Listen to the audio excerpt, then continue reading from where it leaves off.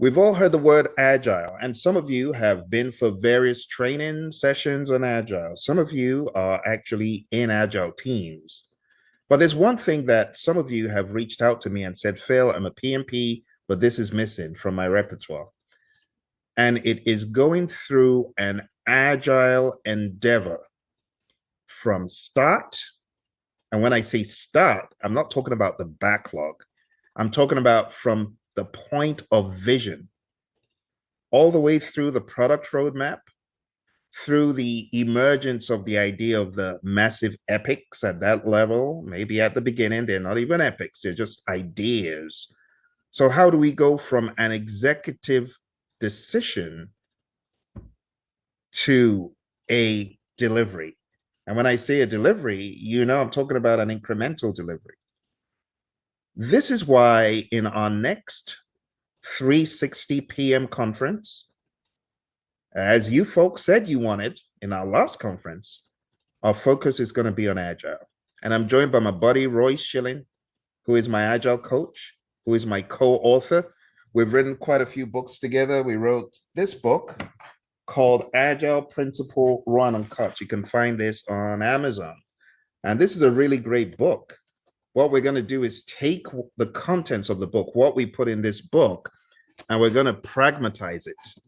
In fact, I call this seminar Practical Agile. Practical Agile. Practical Agile. So we're going to be taking what we have in that book. My buddy Roy and I also wrote this enormous one called a PMP Exam Immersion. And we have a lot of Agile here. In fact, we have 35 tasks from the PMI. We took those tasks and we began breaking them down from an agile, purely agile perspective. So we're going to be bringing you some of the greatness from that book. And my buddy Roy and I had a conference last year, and it's called Scrum Mastery. This book is also available everywhere books are sold. But what we are doing in this conference is pretty remarkable. We're taking our body of work, our understanding of Agile right from the beginning. When an executive comes up with an idea, a need, a business idea, how does that idea go through the metamorphosis of being an idea in a head to being a vision, maybe on a whiteboard or a piece of paper? How does that translate into the beginnings of a roadmap? How does that get translated into a product backlog? And how does that unfold and how is it managed? And getting more into the world of Scrum, which I know some of you are already in. What are the underworkings of Scrum? I know some of you are just like developers or you're a Scrum Master, but the inner workings of Scrum that happen at a higher level in the organization, you may never have seen those. Maybe you don't know how a product roadmap is put together. Maybe you don't even know what a story map is. We are covering all of these points, and I need you to sign up for the very next PM 360 conference, which is an Agile 360 dive. We're going so deep. You got no idea how happy I am that we're doing this for you guys, because a lot of people study Agile. But when you ask them what is Agile, you get some pretty scary responses. Some people think it's a framework. Some people tell you, well, it's a methodology. You ask people, what is the difference between Agile and Scrum? And some people say they're one and the same. Oh my gosh. Do you see why we need to do this? I'm getting off my soapbox before I say something that offends people. I think I might have already, because I know some of you think Agile is a framework. Now, this is going to offend more people. Hey, let me get the offense meter out, because I got to measure how many people are going to be offended by this one, especially the zealots. So the idea is, what is Agile? Last year, I wrote a book because the question about what is Agile was becoming quite consistent. There was that drumbeat of what is Agile in all of my classes. So I said, you know what? We're going to resolve this once and for all. What agility is is the ability to pivot to the ever-changing world around you. That's what agility is, right? So there's a difference between agile versus agility. Okay. In order to be agile, you should embody a mindset of agility. But it's no good to think agile and not act agile, right? Both. So when people come to me and say, what is agile? I tell them, agile is primarily a mindset. Yeah, you're waiting for something else that translates into agile behaviors.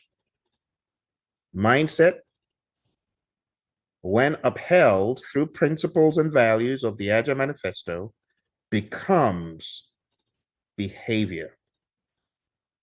Actions, A, behavior, B, culture, C. We want agile to be a culture. We don't want it to just be a set of things you think about. We want that thinking to permeate into practices that are agile, behaviors that are agile.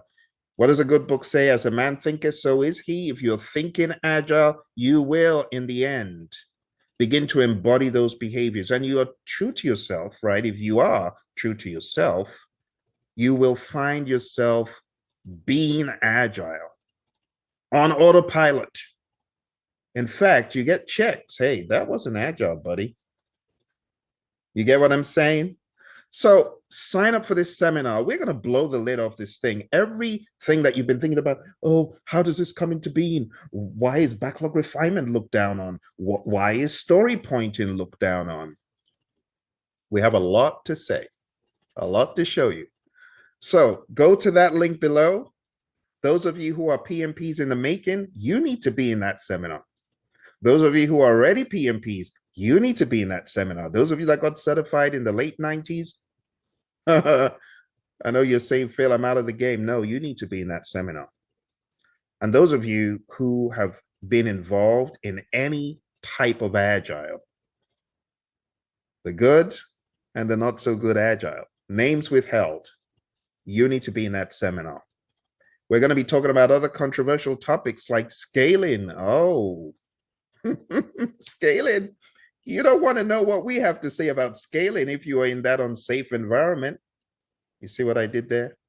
Unsafe environments. I got to get off my soapbox.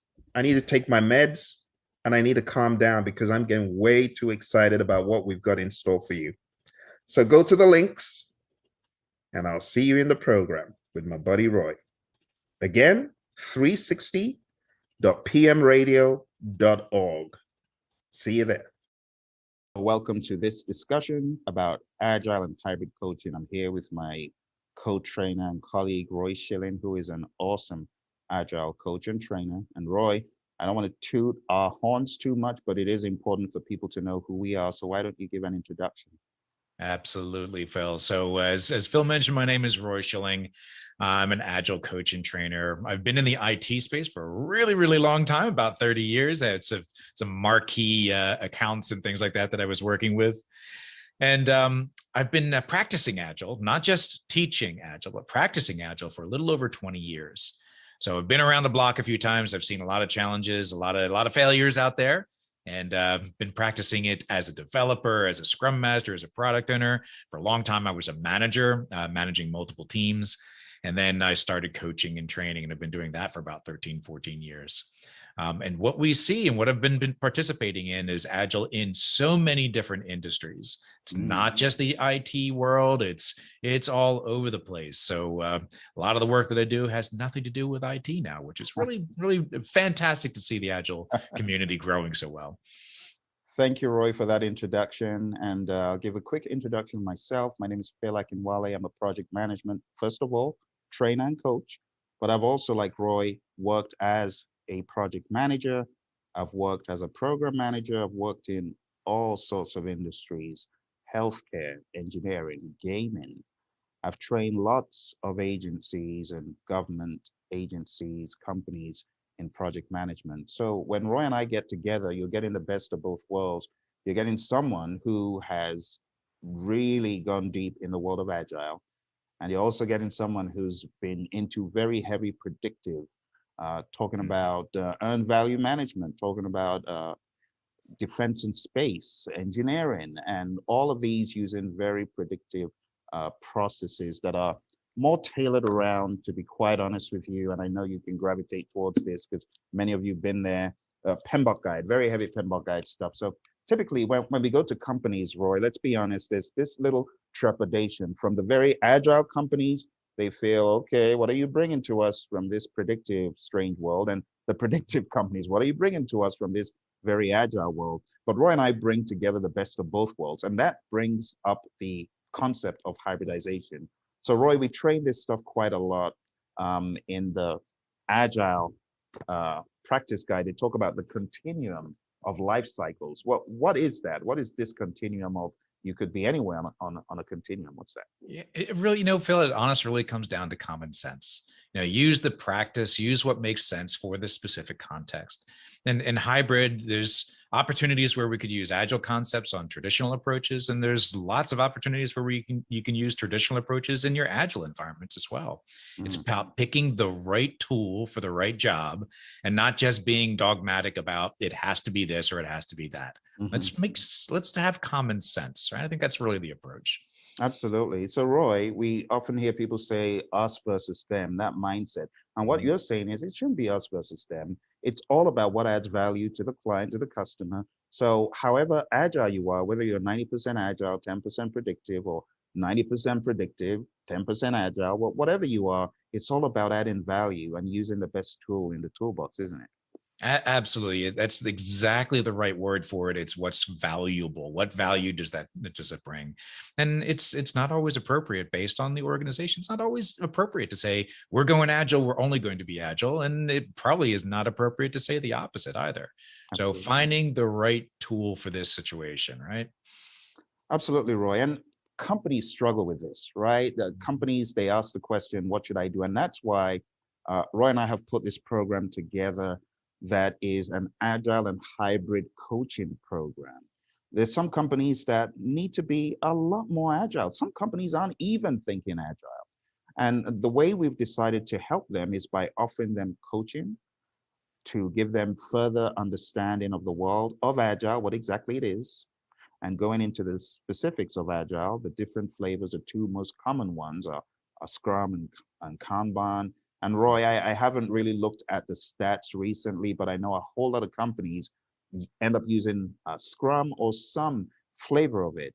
And Kanban is the next on the list, isn't it? It is, and it's growing rapidly. You're starting to see more and more Kanban as organizations themselves start adopting the agile culture. Kanban becomes, and lean culture as well. Kanban becomes much more viable. So the number of organizations that are using is growing substantially, and that's a very positive thing. Both those processes, many other processes also, are very valuable. And Roy, why would you say Kanban is beginning to become more dominant? Because before, the report said 70% of organizations that are agile use Scrum. I see that number in Kanban going up. Why is that?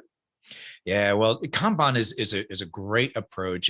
It focuses. You think about it this way: it's focusing on the flow of getting work done. The whole concept of Kanban is to reduce your overhead, become more efficient, get work done quickly, while still maintaining high levels of quality. Scrum has some of those aspects as well, but companies and teams sometimes to get a little bit hung up in the logistics of Scrum. Kanban doesn't have all of those, so it's a very, very focused on getting work done as efficiently and effectively as possible. Absolutely. And Roy, isn't it so lightweight that both you and I have used it in our personal lives to get stuff done at different levels daily? Absolutely. And one of the things I love about Kanban as well is that you start from where you are, right? So you don't have to do a full big bang kind of transformation in order to start using Kanban. You can start using Kanban right out of the box and just start to let it evolve. And these are some of the reasons why it's becoming more and more popular. Right, Roy. And those things you mentioned are some of the things we train. We also train people through transformations. And the word transformation can be a bit of a scary word for some companies. Oh, what am I becoming? No. you're becoming something better, right? You're going to the next level. Roy, why is it so important for us to help people as they go through a transformation of becoming more agile and hybridized? So a lot of organizations don't realize when you're going down an agile path that it's not about the practices. There's tons of practices out there, and it's a good start, but it doesn't end there. You've got cultural changes, you've got behavioral changes. The way you structure your organization may change and will likely change, and it impacts the entire organization, not just your IT or a small department.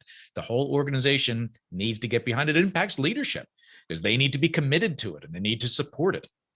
And if they don't, great, you'll be following those practices, but ultimately you will not get the return on your investment. That's really what it comes down to, risk and return. Yeah. So if you are spending your time and money going down the agile path, you better be prepared to get that risk or talk about why you're not, right? And that's what this is about. That's right. And Roy, isn't that why we discourage companies from jumping into the flavor of the day that says, this is a framework that will make you more agile? We normally discourage companies, and we try to encourage them to, first of all, understand what it is, understand the values, because I tell you, Roy, and I'm sure you share the same thing, the more you look at the values, the more you learn. Oh, it's another slant to the value. The more you look at the principles, the 12 principles, you're learning them every day as you go along, and it's changing your mindset and how you do stuff. So it's not a one-day journey to arrive and say, all right, here's a big old framework, do this, and you're going to be agile. Bam, bam, bam. No, it's not like that, is it? Not in any way. And that a lot of organizations go down that path thinking it is that way. And then guess what happens? They fail. They've just spent a whole bunch of money, and people are basically doing traditional practices and calling it agile in name only. We talk about that a lot. So it doesn't help. You're not getting the return. You're just saying you're doing agile. You're really not doing it. And you're going to be wasting a lot of time and money and ultimately become very, very frustrated in the process. Absolutely. And Roy, I love what you put together. You put together, there's a framework, but let's call it a continuum, right, Roy? Let's call it the organization learning continuum that you've put together. Let's go through this learning continuum bit by bit. So first of all, we have training.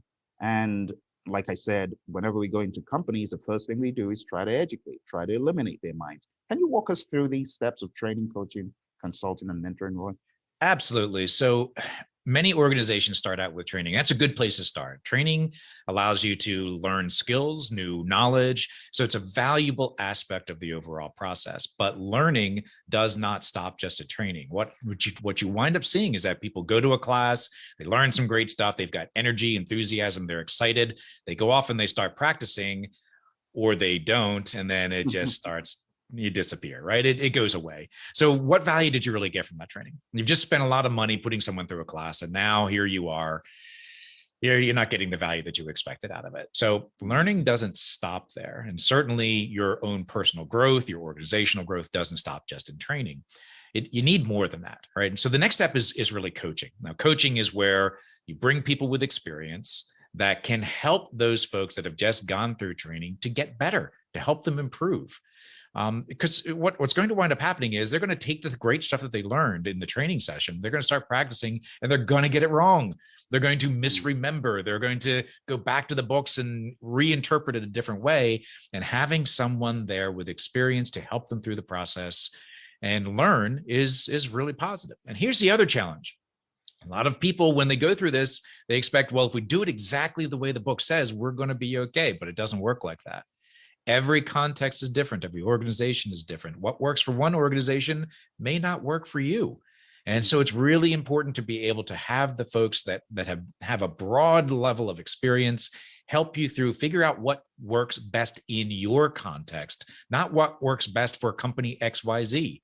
You know, if you're in the finance space, that doesn't mean you're an insurance company, right? It's not the same thing. You're very, very different contexts. So you need the experience to help you through that process.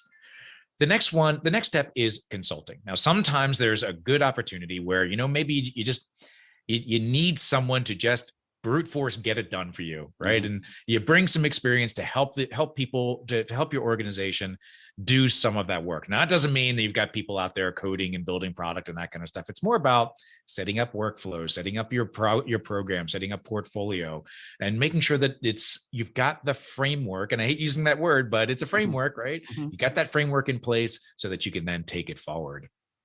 Now, the last one to me is one of the most important, and that is mentoring. And mentoring is much more of a personal one-to-one kind of situation where you just might have a little bit of a problem. You might have a challenge, and you need someone to talk with to help understand how to get through these challenges better. And that's where mentoring really comes in. It's talking with someone with some experience, who's an objective listener, someone who may be outside of your organization that doesn't have all of the political nonsense going on. It's somebody that can just give you an open, honest opinion. And that's what mentoring happens. And it all goes back again to training. You go through this, it's a continuum. It doesn't just stop there. It goes back and you continue this process. It's a cycle. Absolutely, Roy.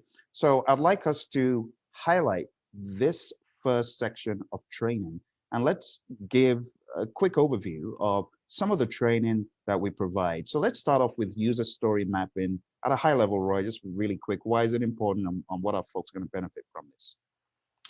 Absolutely. So user story mapping is a great process. It was created by by a really good coach, an Agile coach. His name is Jeff Patton, pretty famous in the Agile community. And basically what it does is it gives you an ability to better visualize the work that you are trying to accomplish and how it all fits together.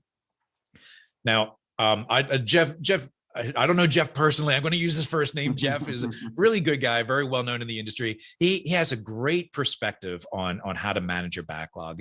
He views that backlogs by themselves are really a very one-dimensional kind of view. Well, user story mapping gives you multiple dimensions. So you can see your backlog, not just in this list of things to accomplish, but more about what things are really important and how they fit together and the priority, things like that. So user story mapping is a great visualization tool, great collaboration technique, and it helps you build much better backlogs. And it also helps you to make sure that you're building the right stuff rather than just what you feel you should be working on in your backlog. Right, Roy. And for those folks who are wondering, what we're showing is we can tailor it to 90 minutes. It's typically a 90-minute program. But for folks who need a quick inject of whatever this is, at a high level, we could break it down for 30 minutes or even less. So as we go through these training pieces, I want you to begin to think about how your teams could benefit from some of these. Let's talk about estimating and forecasting. This is big in the world of project management, but how does it work in the world of Agile, and what does this provide to them? Yeah, so estimating and forecasting Agile is very, very different than what you would be used to in traditional approaches. Just think about this. In traditional approaches, it is required that you know every single requirement, every single thing that you're going to work on at the beginning, and then you estimate it from there. Well, Agile, you don't do that. It's based on changes and variability. So you don't know everything up front. Well, how can you forecast if you don't know everything? It makes it really difficult. And the process of estimating itself, let's face it, we're usually pretty bad at estimating. Think about it yourselves, right? Think about it in your projects. How accurate are your forecasts and your estimates? And be honest, right? Usually not very good. So this helps us helps us learn how to do it in an Agile environment. And Roy, when we say training, it's not just death by PowerPoint. This is a very involved, exercise-driven, active, collaborative, exactly, kind of thing. So for those wondering, am I just going to be locked up in a room? No. Even if you are in a virtual environment, like on a Zoom or whatever the platform is, you will be very involved. And the way Roy does this, he makes it very pragmatic. Roy, let's talk about the next one after forecasting and estimating, which is something we've talked about, Intro to Kanban, which we love very much. Well, what are they going to get from this? Yeah, so this is one of my favorite courses. I love teaching this class because I love the process of Kanban, and I love introducing organizations to it. So Kanban's a great framework. It's focused on getting work done faster and being more effective, more efficient. But big caution on this one. If you do Kanban badly, then it's just going to be a big old to-do list, and you're not really going to get the benefits out of it. So this is the purpose of this session is to teach you what Kanban is all about, teach you how to do it properly, what the rules of Kanban, and there aren't many of them, so it's not a very difficult thing, what the rules of Kanban are, what self-discipline you need in order to make Kanban work effectively for you, and also how you can analyze your approach to Kanban and improve. That's really what it's all about. So Kanban is an amazing way to help, get work done faster, reduce the stress of the team, and you're going to love it. It's highly visual. This is a highly interactive session. One of my favorites. We do exercises and lots of fun games in order to introduce you to Kanban. All right, thank you, Roy. Let's talk about the next one, remote team facilitation in this crazy pandemic time. I mean, anyone who says I don't need remote team facilitation, they're living in the dark ages, because this has become the new normal for so many companies. So Roy, what makes this course relevant?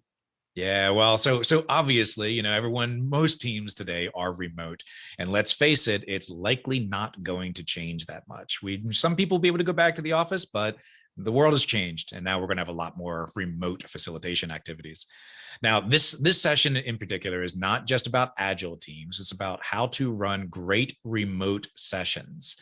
Virtual sessions, how to do them collaboratively, some opportunities to really engage your audience and make sure that everyone's paying attention. Because let's face it, one of the differences between being in a conference room together and being remote is that you can't always tell what everyone's doing when you're remote, right? People are off answering emails and, you know, doing whatever the heck they're doing. Their camera goes off. Oh, something's wrong with my camera. No, that's not what's going on. Come on. We know what's really happening. So this is a way to keep people engaged and make sure that they're focusing on the task at hand, and help make your sessions more engaging, more fun, more interesting, and more productive so that you're getting value out of your sessions. Thank you, Roy. All right. So you talked about user story mapping, but I'm curious to know what the difference is between this little micro course, and maybe I know the answer, maybe I'm just trying to whet folks' appetite. What's the difference between user story mapping versus training people on how to write good user stories? Oh, big difference. So training people, learning how to write great user stories is more about the content of the work, how you can be more successful in building your product. So some basic things about writing user stories. So user stories, I want to pull apart the phrase user stories. User stories are supposed to be about stories about your users. There's supposed to be an emotion. There's supposed to be a feeling to it. You're supposed to be bringing scenarios. And these aren't just the traditional requirements. These are supposed to be interesting and engaging. Now, user story mapping is how we make use of these awesome user stories in building great product. That's really the intent. There's lots of aspects of this. Writing user stories seems really simple. It's just a simple statement, right? As some kind of user, I want something so that I get some value. Sounds simple. Well, it's a lot harder than that. It's actually very, very difficult. How do you break apart your user stories? How do you write good, clean acceptance criteria? How do you know if a user story is actually going to engage? There's a lot to writing user stories. So we want to make sure that writing user stories is part of our tool set. We need to be really, really good at it. If you want to be successful, you need to know how to write great user stories. That's where the rubber meets the road. This is one of the more important sessions because it helps people know how to build great backlogs. And that's what it's all about in Agile. Absolutely, Roy. Well, let's talk about another fun topic I'm very passionate about, the area of risk in Agile. So what are people going to learn in Agile techniques for managing risks? Yeah, so I feel that a lot of organizations, when they're going down the Agile path, they tend to forget about managing risk. There's a lot of built-in mechanisms that are part of Agile to help reduce the risks. And those are fantastic, but it's just not enough. It's really not. You have other risks that Agile as a framework really doesn't solve for you. And that's okay, right? It's not supposed to solve all of your problems. So you need to have some techniques and more tools in your toolbox to help you manage risk so that your projects, just because they're going Agile, aren't going to fail, right? That's what it's all about. Agile gives you an opportunity to be successful. Don't ruin it, right? Manage your risks. Make sure that you're mitigating those risks and you're doing this on an ongoing basis. We should be continually reducing our risk, identifying risk, and doing something about it. And this will give you some great tools to help you get there. Absolutely. Thank you, Roy. And let's move on to our final one, which is about Agile transformations. And when we say Agile transformations, we really want to speak to a lot of the companies that are very heavily predictive. This is nothing to be scared about. This is nothing to be afraid about. This is something that Roy and I have helped companies with. So as you're coming along with us on this journey, just be aware that we're not trying to push you to the extreme of Agile or trying to push you to the extreme of predictive. We're trying to find out what works best. And in this training, you'll learn some of the tools of the trade. There's certain tools and methods that Roy has developed and tools and methods that are, of course, talked about in the Agile Practice Guide that we emphasize.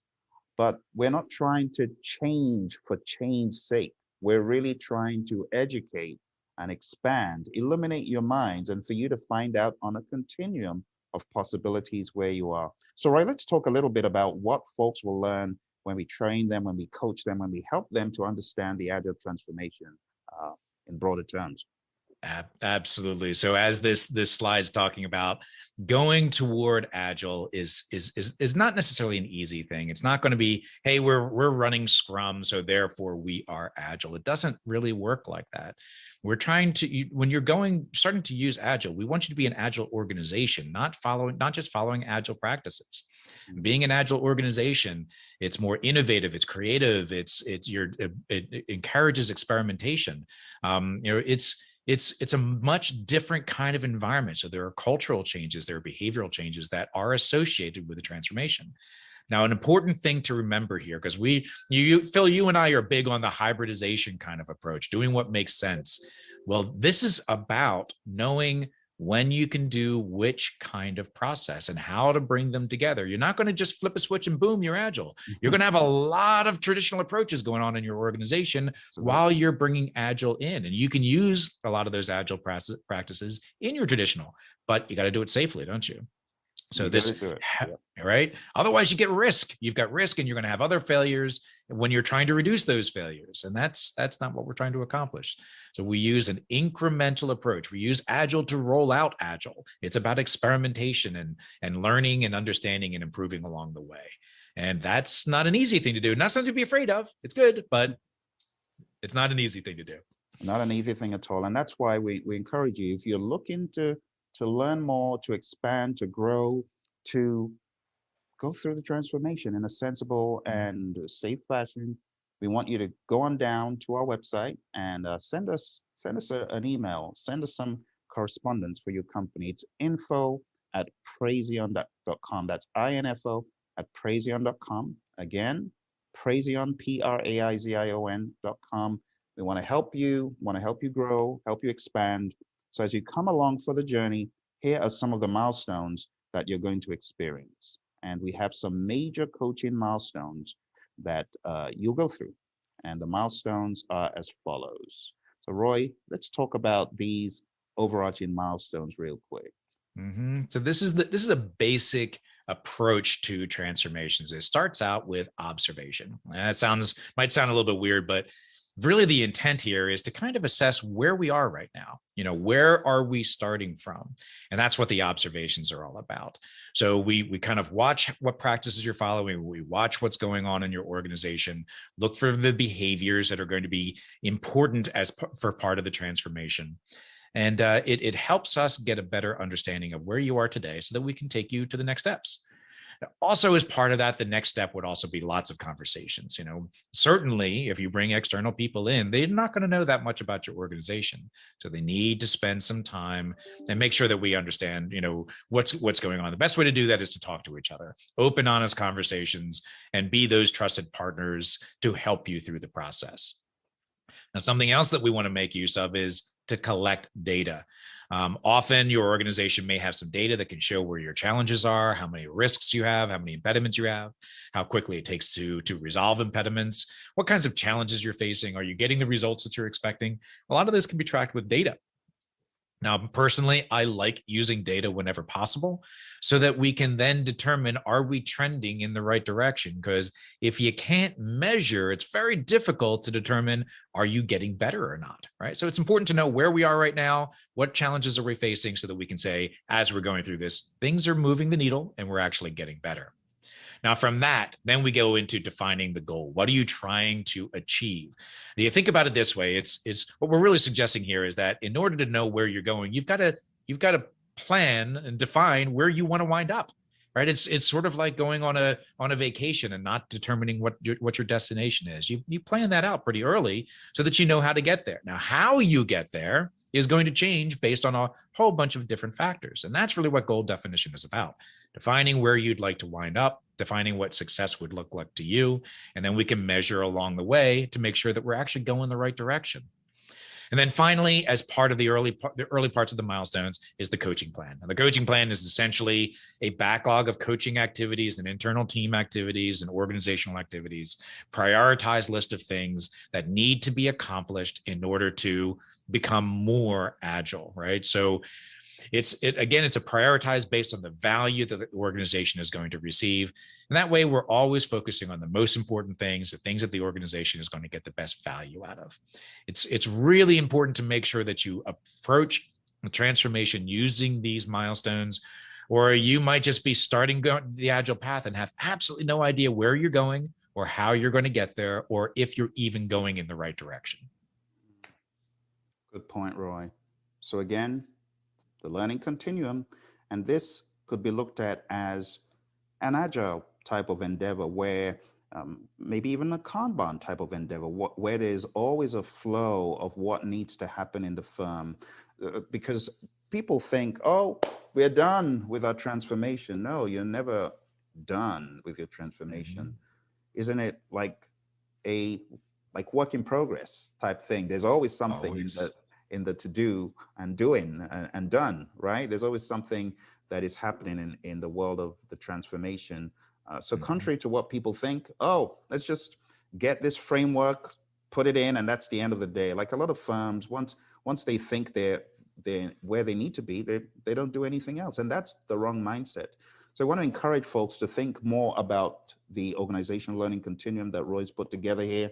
And this is how you need to be thinking about the transformation: training, coaching, consulting, mentoring, going back to training again, because there's always going to be something in the backlog. There's always going to be new people, new intakes, and they're going to have to get up to the level that you're at. The problem is a lot of folks come into a firm, people are all the way up here, and people just coming in, they're here, and there's no plan to get them up to where they need to be. But hopefully this plan is going to help you if you take advantage of it in the right way. Right, Roy? Absolutely. It's a continuous improvement process, and that starts with you and your organization as well. All right. So thank you very much for joining us again. If you are looking to be helped through the transformation, to be coached, trained, mentored, to help you get to dry land, go on down to our website or just send an email, info@praizion.com. Roy and I are very happy to help you. We look forward to assisting you on your journey. Thank you. Thank you. Well, my friends, you've heard it all. You heard what my buddy Roy and I had to say about this agile training. We have so many modules that we have curated over the years. We're taking those modules, we're putting them together and delivering to you Agile 360. You don't want to miss it. So go on down to where you see the ticker tape below, 360.pmradio.org. We are really looking forward to doing this. You know, we know that a lot of you have gotten PMP certified. You are now project management professional, and that's really cool. But a lot of you don't know how an agile project begins, where it begins, and where it ends. Some of you don't even know that the ending of an agile project is very different. That's why you need to watch it unfold from the ideation all the way through. We are going to simulate every single step. And by the time we're done, you'll be like, now I understand it. Because a lot of people, they like, how do we get the product backlog? Who's in the room? Who's leading the meetings? Someone says, why is backlog refinement not in the Scrum guide? Someone says, why is it in the Agile practice guide? Someone says, where's the place of the business? Someone says, how's procurement managed in Agile? We're going to answer all those questions for you. So going down to the link, it's going to be a blast. For those of you that were on the first PM360 conference about general project management, PM360, I know some of you may not have picked up your copies of those 360 books. They're all on Amazon, right? So this is our third PM360. We had one on general project management. Then we went in for the kill on problem solving. the Dixiv approach. By the way, this book is now on Amazon for those of you that didn't get it, right? And problem solving. And now we're going in for the kill in Agile, because these are hot topics that you as PMPs or PGMPs or PFMPs or CSMs or PSMs or PSPOs, you need to know about all this stuff because it's all merging. You heard what Roy and I said about hybridization? I know the zealots don't like that word. They're all or nothing people. They think everything has to be agile. And then we have those on the loopy end of predictive. Everything has to be predictive. No. So why don't you join the conference? I will see you there. Take care and thanks for joining me. Bye for now.